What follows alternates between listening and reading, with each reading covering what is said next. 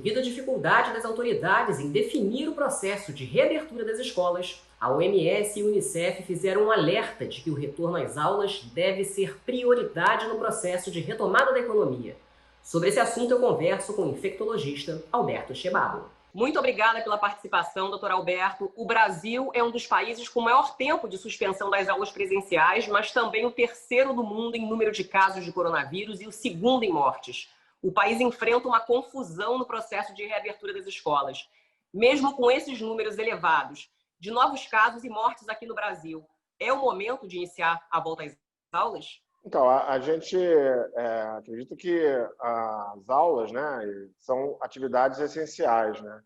Então, elas, na realidade, deveriam ter sido iniciadas primeiro do que várias outras atividades que estão sendo já restabelecidas, né, e flexibilizadas.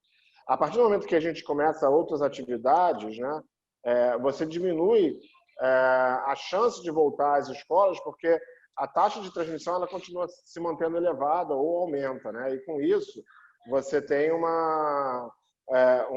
você acaba prejudicando, né, o retorno às escolas. Então, na realidade, deveria ter sido ao contrário. Primeiro voltar às escolas, que são consideradas atividades essenciais, e depois, em caso de melhora dos índices, né, e possibilidade, ir voltando a outras atividades que são menos essenciais para as escolas, né? Então, Alberto, a reabertura não é segura, né, com esses problemas estruturais da escola? Na realidade, assim, a gente sabe que na hora que você vai reabrir as atividades nas escolas, existe sempre uma chance de você ter casos e até eventualmente ter surto e ter que fechar algumas escolas. Mas como nas outras atividades que a gente tem feito, né? Na realidade, nenhuma atividade é completamente segura, né? Em todas as atividades você vai ter risco de transmissão, né? Mas, mais uma vez, as escolas são atividades essenciais.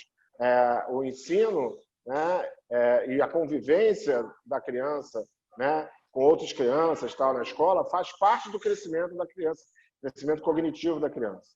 Então, esperar as condições ideais, essenciais para abrir escola, a gente não vai ter nunca isso, né? Então, a gente vai ter que, de alguma maneira, criar essas condições para que a escola possa funcionar.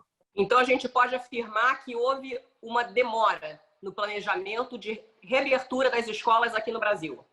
Na realidade, eu acho que houve uma desorganização na reabertura das atividades e, com isso, se postergou a abertura das escolas em detrimento a outras atividades, quando deveria ter sido ao contrário. As escolas deveriam ter sido uma das primeiras atividades a retornar, né? Já, por exemplo, aqui no Rio de Janeiro, as condições já estavam ok para retorno a partir de agosto, e, na realidade, se abriram outras atividades, vem se abrindo outras atividades em detrimento do funcionamento das escolas, diferente do que a gente tem visto no mundo inteiro. Na sua opinião, professores e familiares dos alunos devem ser ouvidos para a decisão de reabertura, Alberto?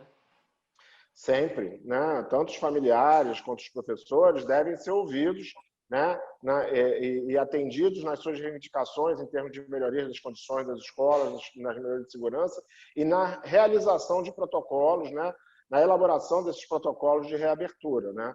Mas não a ponto de a gente não reabrir, mas sim ouvidos de qual seria a melhor forma para a reabertura, a melhor estruturação para a reabertura. E também eu não acho que a reabertura deveria ser obrigatória para todos os alunos, né? Poderia ser facultativa, pelo menos inicialmente, né, para os pais que quisessem mandar os seus filhos para as escolas.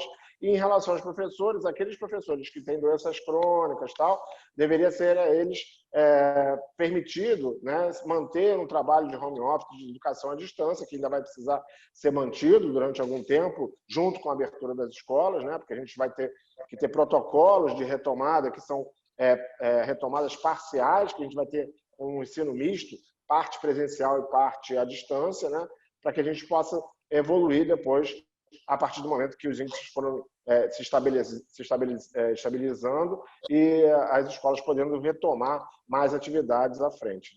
Tá bom, Alberto. Muito obrigada. Nada.